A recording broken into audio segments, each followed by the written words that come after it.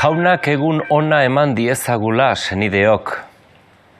Iritsi gara gaurkoan ere igandera, egun handira. Jaunak sortua gurekin bat egiteko. Beste aste baterako indarra eta argia eskaintzera datorkigu Jesus. Evangelioan Nazareten ikusten dugu gaurkoan. Beraz, bere herrira dator. Jesusek jainko bere aitaren obra egiten ari da Galilea eta Israelgo lurraldetik kanpo, eta jendeak onartu du bere mezua. Bete da garaia eta gainean duzue jainkoaren erregetza.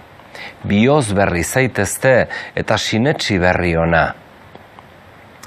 Danbolin berri, soinu berri, esan dezake norbaitek.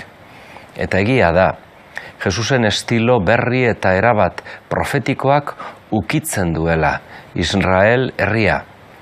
Bere hitzek ekintza miragarriz jazten direlako eta bere hitz egiteko modua itzal handiz aurkezten duelako. Judean eta Galilean hazi berri bat ernetzen hasia da. Eta horren oihartzuna Nazaretera, Jesusen herrira iritsi da ere. Eta horra, berriro ere ezustekoa. Jesus bere herrira itzuli da eta bere herritarrek oztasunaren eta sasi jakintzaren txertoak inmunizaturik ez dute ja gaitasunik Jesusen mezua onartzeko. Ustez dena dakite eta beraien bizian ez dago berritasunerako berritzeko leku eta aukerarik. Nondik honek hori guztia? Zer da eman zaion jakinduria hori? Eta honen eskuz gertatzen diren mirari horiek? Ez alda, bada Arotza, Mariaren semea, eta Santiago, Jose, Judas eta Simonen anaia, eta honen arrebak ere ez zote dira hemen gure artean bizi. Senideok, betiko leloa. Nondik honek hau guztia? Eszeptizismoz jotako galdera suntsitzailea.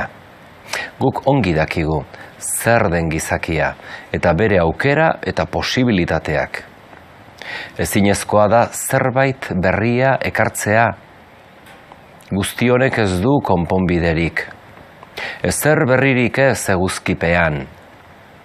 Profetarik ez eta are gutxiago bertakoak.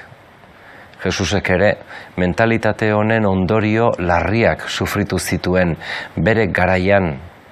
Eta oraindik ere, kristau ongirotan ez dira erabat itzali. Profeta bati edonon ematen zaio ohore, bere herri senitarte eta etxean izan ezik. Jesusen kexu honek uste dut denoi jotzen gaituela. Alde batetik kristau hoi dagokigulako gure girotan ezberdin izatea, eta goikoa den hitza proposatzea, eta beste alde batetik gure elkarteetan inertziak min egiten digulako. Ez dugu asko espero izaten ongi ezagutzen ditugun senideengandik. Bekatuak itxaropen bideak ixten ditu, eta salbamena modu magikoan kanpotik eta kanpokoek egin dezatela espero dugula diruri. Jesus etxean dugu, eta espero du guk bere etxekook bere bake eta asmoa onartzea.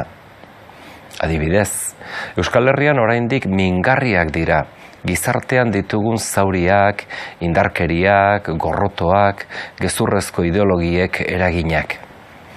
Eta evangelioa eraginkorra dela sinistu beharra dugu berriro ere. Kristautasunak badu bere ekarpena egin beharra, baketze bideak sendotzeko. Frantzisko aita santuak adoretzen gaitu, Jesusen ametsa eta proiektua gerta berritzeko. Politikak jar dezala erdian giza duintasuna eta izan dezala ardatz gizarte maitasuna. Eta kristauok bake eta justiziaren aldeko autua eta aldarrika egiten dugunean entzungo dugu ezpairi gabe. Nondik honek hau guztia? Zer da ere eman zaion jakinduria hori? Eta honen eskuz gertatzen diren mirari horiek?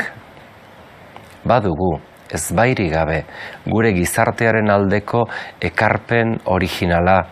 Jesusek erakutsia. Gizartea adiskidetasuna lortzeko, dio Fratelli Tutti gutunean Aita Santu Frantziskok, elkarrizketa dela, politikaren oinarria, bestearen ikuspegiari begirunea dion elkarrizketa. Eta adiskidetasun sozial hori kaltetuen ondoan bilatu behar dela. Kaltetuen, biktimen ahotsa entzunez, beraien zauriak geure eginez. Urte luzeetako biolentziak mutu utzi gaitu. Zezena sokari gabe lotua, esaten den bezala. Egiazko adiskidetasuna eraginaren eraginez iristen da. Gatazka barruan korapiloa elkarrizketarekin askatuz. Horrela benetan iritsi gaitezke barkamena eta bakezkoak egitera. Jesusentzat gizadia familia bat bakarra da. Eta berarentzat ez da inor arrotz edo kanpotar. Edo zein kasutan, bera dugu arrotza eta kanpokoa, gure ate joka beti, ireki dezaiogun eskatuz.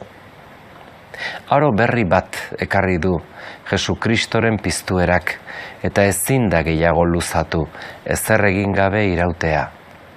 Sufrikarioa zaharrei beste gaitz berriak eransten zaie, eta etorbedi zure erreinua errezatzen dugun Jesusen taldeko gizon emakumeok hor dugu Espiritu Santua barrendik mugitzen, suspertzen, adoretzen.